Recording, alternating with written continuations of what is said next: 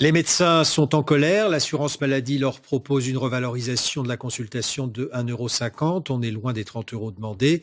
S'ils veulent gagner plus, ils devront travailler plus. Réaction de praticiens dans le département de l'Essonne et de Seine-et-Marne avec Florent Carrière et Arthur Nice.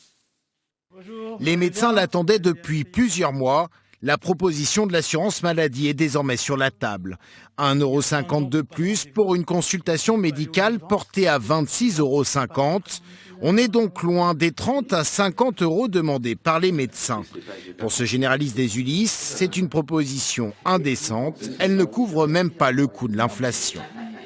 J'avais un mail de 2 collègues ce matin qui dit c'est bon, je vais faire autre chose. C'est parti, ils vont faire médecin du travail, il y a du boulot en médecine du travail, ils arrêtent la médecine générale. Donc on va avoir ce qu'on appelle chez nous une hémorragie filée, c'est-à-dire qu'on ne va pas se rendre compte que petit à petit les médecins, les uns après les autres, changent de métier. Les médecins pourraient toutefois obtenir plus s'ils acceptent de signer un contrat d'engagement territorial. En d'autres termes, travailler plus pour gagner plus. La seule chose qu'on sait, c'est 3 000 € par an, oui, pour s'engager à bosser 35 samedis. Non mais à quelle profession on ferait une proposition aussi indécente? Les médecins réclament une réduction des tâches administratives. Ils souhaitent également recruter des assistants médicaux via une hausse du prix de la consultation, car aujourd'hui les aides sont conditionnées à une hausse de l'activité.